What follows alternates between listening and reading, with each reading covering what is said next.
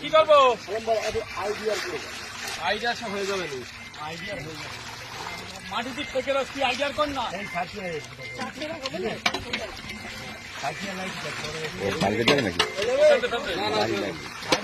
গাড়ি লাগাবে শুধু রুই মাছটা লেগে শোনাম নাই, অন্য কোনো মাছ লেগে নেই।